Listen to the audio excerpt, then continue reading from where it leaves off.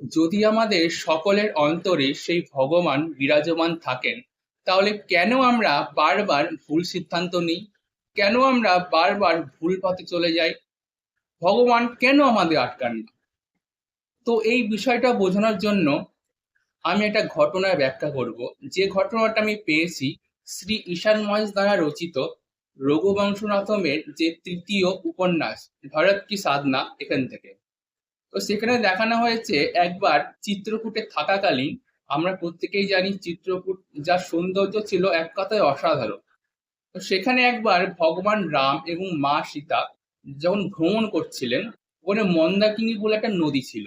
তো ওই নদীতে স্নান ধ্যান করার পর অনেক কথাবার্তা হয় দুজনের মধ্যে। ওখান থেকে ফিরে আসার পথে একটা ঢালু জায়গা ছিল। তো মাতা সীতা তার শিশুসুলভ আচরণের জন্য ভগবানকে বলেন যে, স্বামী, আমি আপনার হাত ছেড়ে দিয়ে দৌড়ে পালাচ্ছি, আপনি আমাকে ধরুন।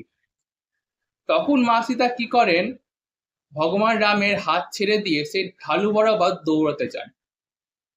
যেহেতু জায়গাটা ছিল পাহাড়ি উঁচু নিচু জায়গা, তো উনি হোঁচট খান। ঠিক তখনই ভগবান রাম ছুটে এসে মাতা সীতাকে ধরে ফেলেন, যাতে উনি পড়ে না যান। ঠিক তখনই মা সীতা ভগবান রামকে বলেন যে, যার হাত রাম ছেড়ে দিয়েছে সে তো পড়ে যাবেই। এর উত্তরে ভগবান রাম একটা রহস্যময় কথা বলে, একটা রহস্যময় উত্তর দেন, যে উত্তরের মধ্যে আমাদের প্রশ্নের উত্তরও লুকিয়ে আছে। ভগবান রাম বলেন, হে প্রিয়ে, হে সীতে, রাম কখনো কারো হাত ছাড়ে না।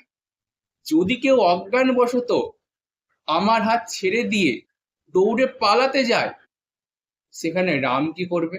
অর্থাৎ ভগবান এখন এখানে বলতে চাইছেন যে আমি কারোর হাত ছাড়িনি, আমি কারোর হাত ছাড়ি না, আমি সবার হাতই ধরে থাকতে চাই। কিন্তু কেউ যদি অহংকার বশত, অজ্ঞান বশত আমার হাত ছেড়ে দিতে চায়, আমার হাত ছেড়ে দিয়ে দৌড়ে পালাতে চায়, অন্যদিকে যেতে চায়, সেখানে আমি কি করব?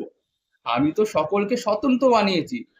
ভগবান সকল মানুষকে স্বতন্ত্র বানিয়েছেন, যে তারা নিজের বিচার, নিজের কাজ নিজে করতে পারে, নিজে সিদ্ধান্ত নিতে পারে। এবার যদি কেউ তার হাত ছেড়ে দিয়ে অন্য কোথাও যেতে চায়, সেতে তাতে ভগবান কি করবে? অর্থাৎ ভগবান এখানে এটাই বোঝাতে চেয়েছেন, তুমি যা কাজই করো, সকাল থেকে রাত তুমি যাই করো না কেন, শুধুমাত্র আমার হাতটা ধরে রাখো। আমি কারো হাত ছাড়ি না, শুধু তুমি শক্ত করে আমার হাতটা ধরে রাখো, বাকিটা আমি বুঝে নেব।